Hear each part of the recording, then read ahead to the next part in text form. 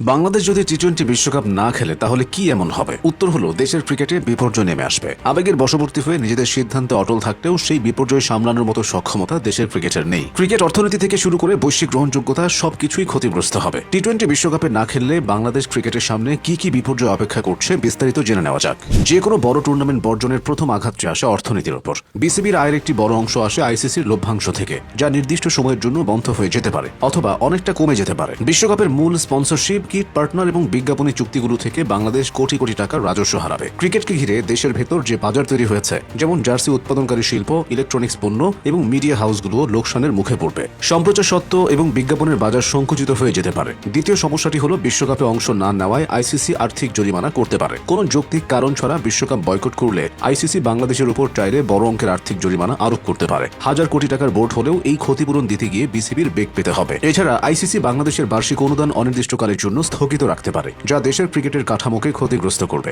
এবার আসা যাক আইসিসির দীর্ঘমেয়াদী নিষেধাজ্ঞায়। আর্থিক জরিমানার চেয়েও ভয়াবহ হবে আইসিসির সম্ভাব্য নিষেধাজ্ঞা। নিয়ম ভঙ্গের কারণে বাংলাদেশকে আন্তর্জাতিক ক্রিকেট থেকে নির্দিষ্ট মেয়াদে নিষিদ্ধ করা হতে পারে। বলে রাখা ভালো, সবশেষ বিসিবি নির্বাচন নিয়ে ইতিমধ্যেই আইসিসিতে অভিযোগ জমা আছে। সে অভিযোগে বলা আছে বিসিবির ওই নির্বাচনে সরকার হস্তক্ষেপ করেছে। আইসিসি যদি চায় পুনরায় সে তদন্ত শুরু করতে পারে। এরপর তারা কোনো কিছু পেলে নির্দিষ্ট মেয়াদে বাংলাদেশ ক্রিকেটকে নিষিদ্ধ করতে পারে।